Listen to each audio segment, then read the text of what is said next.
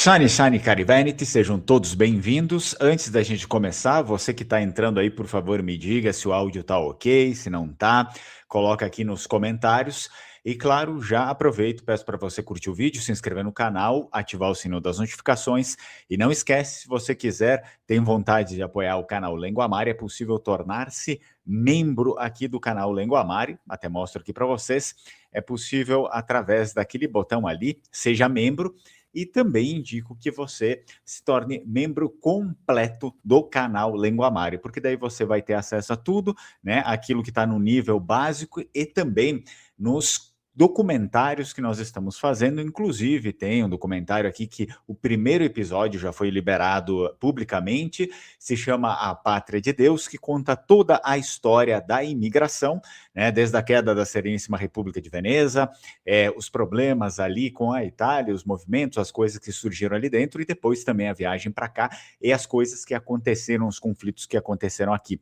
O segundo episódio já foi liberado, inclusive eu aconselho que você assista o primeiro e veja se faz sentido, né? Se faz sentido para você dar uma olhada lá e assinar o canal. São valores bem baixos, tá?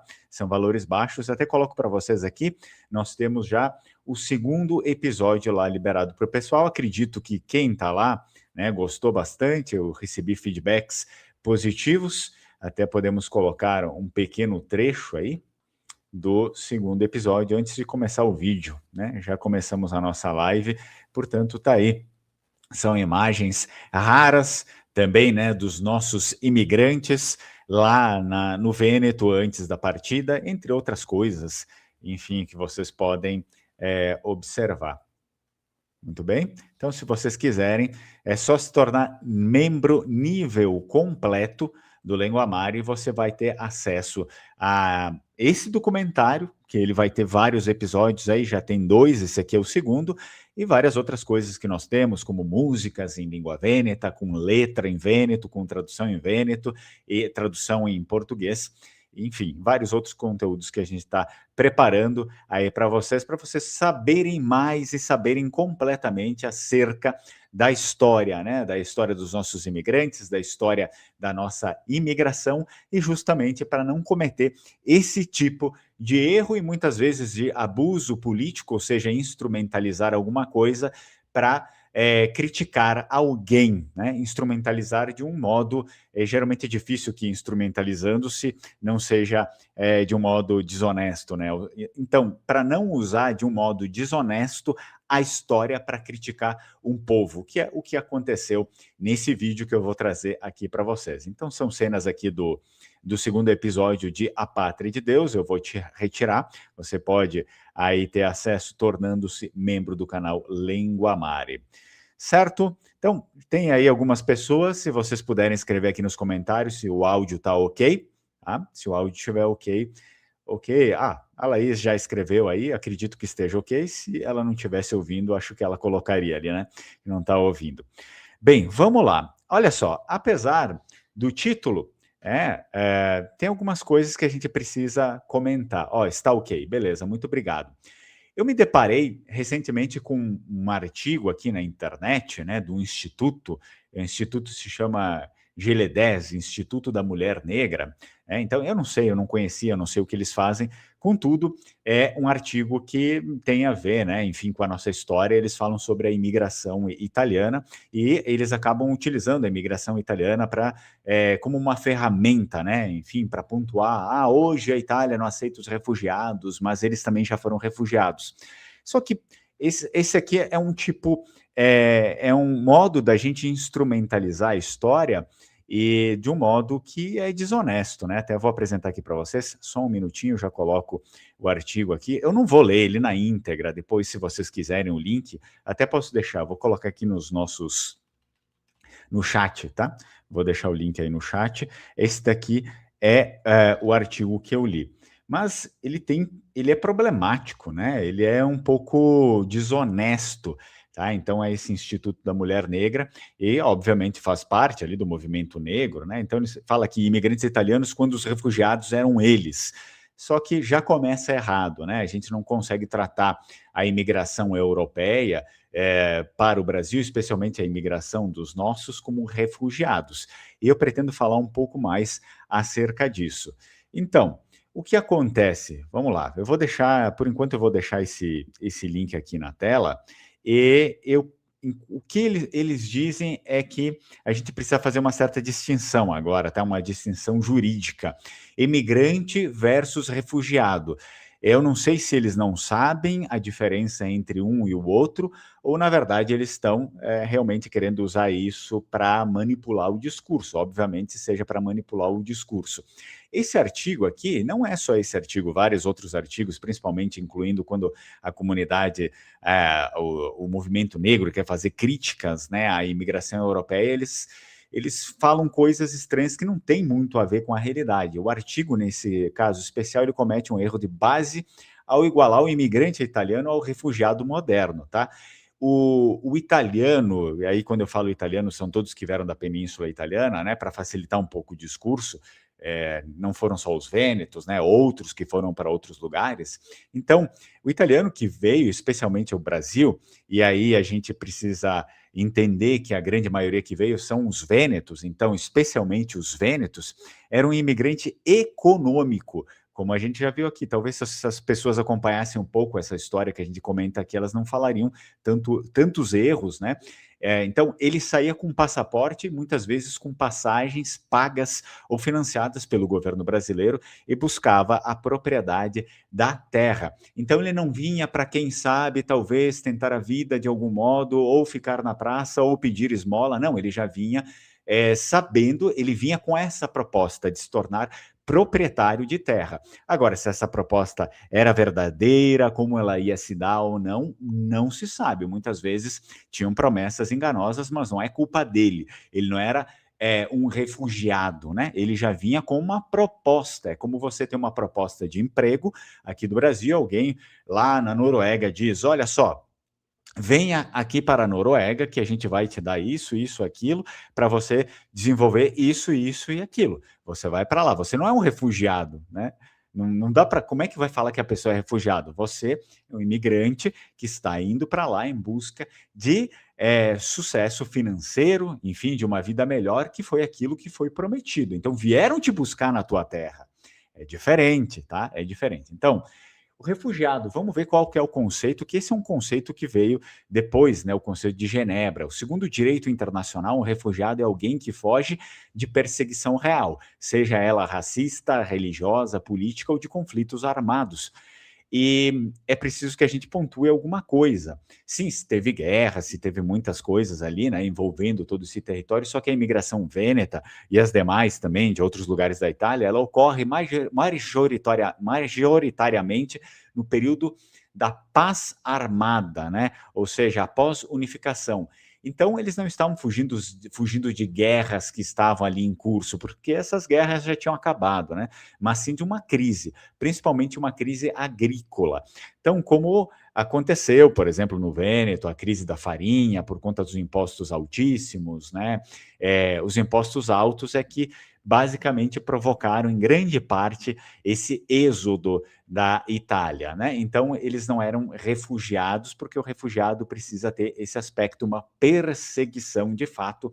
Não foi uma perseguição que aconteceu, mas muito em função de uma má gestão, né? Uma coisa que não foi muito bem executada ali. Vamos lá para o caso específico do Vêneto, né? Então, esse artigo que a gente está vendo aqui na tela do Instituto Mulheres Negras, o artigo diz que quem partia era geralmente apenas um homem sozinho.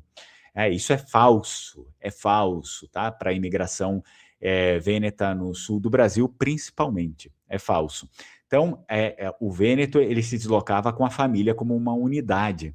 Ao contrário da imigração para os Estados Unidos, né, que era mais urbana e individualista no início, depois começou a ser familiar também, a imigração para o Brasil especialmente para o sul do Brasil, mas não só no sul do Brasil, para o Brasil inteiro, mas especialmente Rio Grande do Sul, Santa Catarina, que era um projeto de construir, ou seja, vocês vão lá para lugares que não tem nada, então não dá para ir uma pessoa só, né?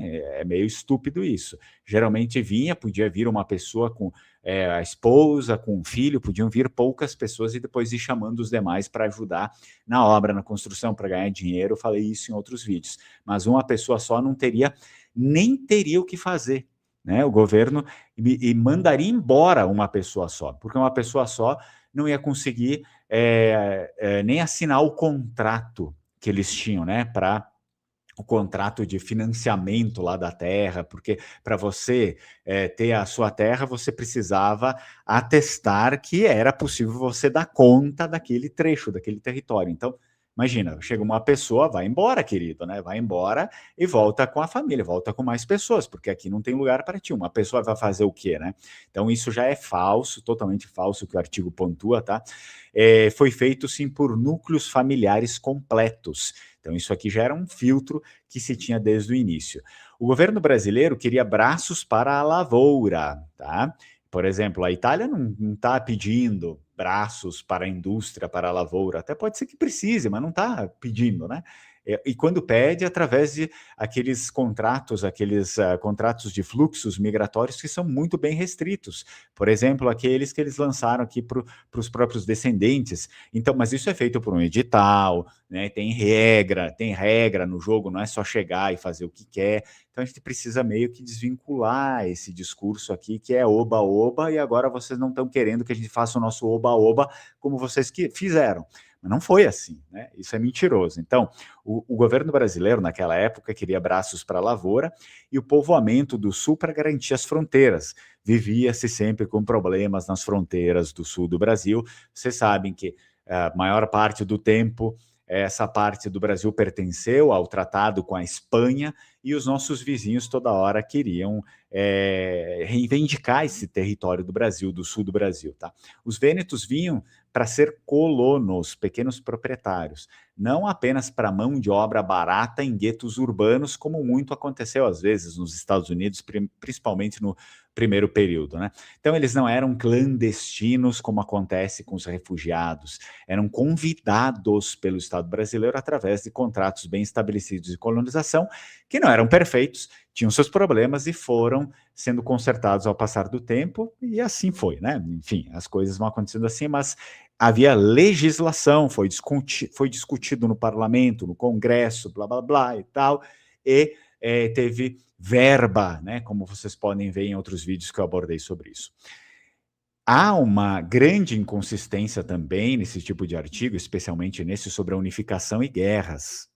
O artigo ele cita o período entre 1861 e 1985 de forma muito genérica, por exemplo, né? Então a grande imigração para o Brasil teve seu auge lá entre 1875 e 1914. A Itália já era um estado soberano e reconhecido. O imigrante ele não batia a porta pedindo asilo, ele não tinha, né, por que fazer isso. Então ele assinava contratos. Então o uso da palavra desespero, como eles fazem, o uso dessa palavra muitas vezes no artigo, né, tenta criar uma equivalência emocional, né, com os barcos no Mediterrâneo hoje. Tudo bem, enfim, a gente pode destacar, existam ali muitas pessoas que de fato precisam de ajuda, mas é necessário que a gente pontue algumas coisas, não seja desonesto, né? Então, mas ignora ali que os italianos, nesse caso aqui, eles traziam ferramentas, sementes e o desejo de replicar sua cultura e religião sob um novo teto legal, ou seja, legalizado. Então, eles acabaram também formando o comércio e agregando boa parte da balança comercial brasileira, introduzindo novas culturas, como a cultura da uva, por exemplo, né, da vitivinicultura, que não existia no Brasil, e hoje é muito forte também. O Brasil, sendo representativo lá fora, foram todos eles que trouxeram. Então é preciso que a gente tem que separar, né, o joio do trigo, essas coisas assim muito militantes, joga na cara, meio que para pegar adolescente, assim, né? Ah, é isso mesmo! Ah, né? Então calma aí, não é assim. Outra coisa, a falácia da hipocrisia. Bom, o texto sugere que os italianos de hoje são hipócritas, né? A gente pode ter um argumento um pouco fácil para destituir isso.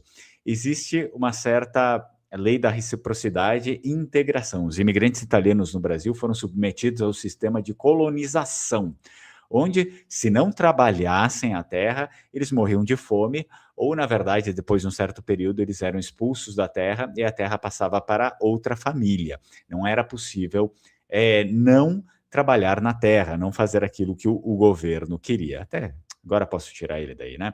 Tá ali o artigo, qualquer coisa tem um link para vocês darem uma lida ali, ver que eu não estou mentindo. Não havia auxílio governamental de longo prazo. Isso vocês já viram nos outros vídeos também, para quem acompanhou. Não tinha previdência social ou ONGs de apoio. Ou seja, era um contrato entre você e o governo e Deus, né? E Deus que cuide de você, né? Se o governo não quiser mais nada. E isso aconteceu muitas vezes.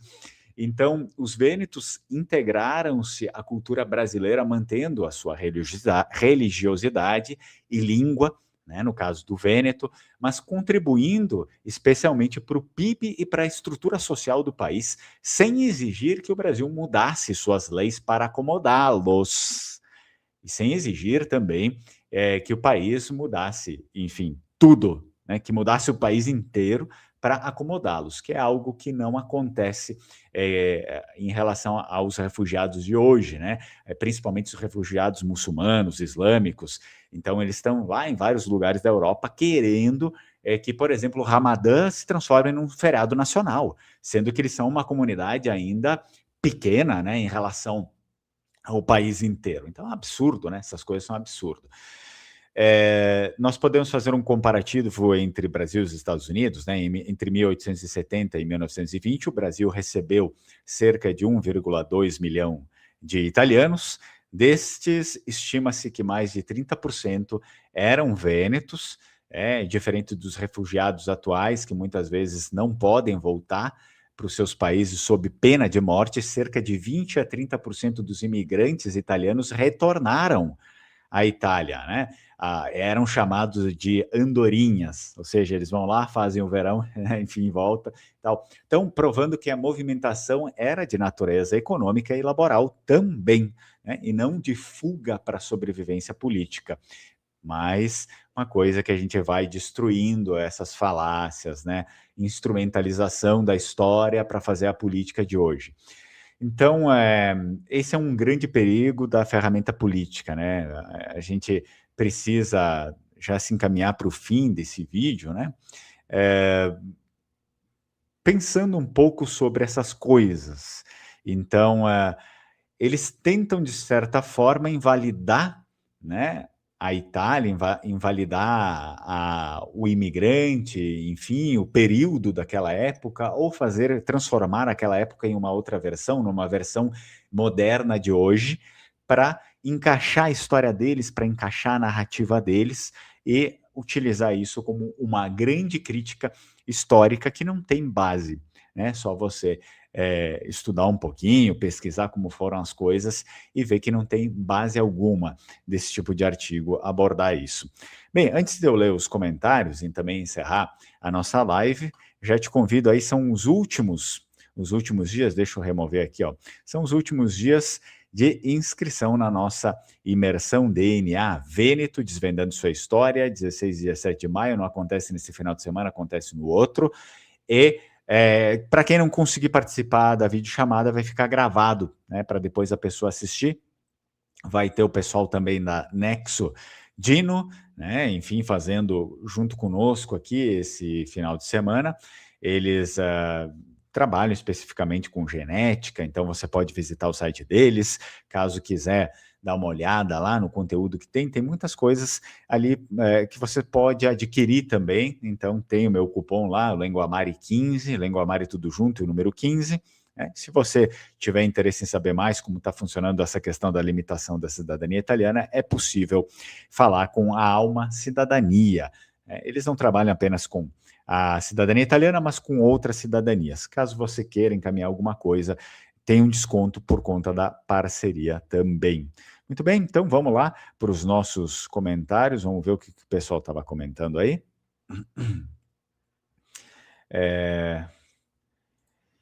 Olha só, o Thiago falou, esse site feminista é terrível, um texto pior que o outro. Eu não conhecia, né? Eu não conhecia, então eu vi ontem ali, estava pesquisando algumas coisas sobre imigração italiana e apareceu isso.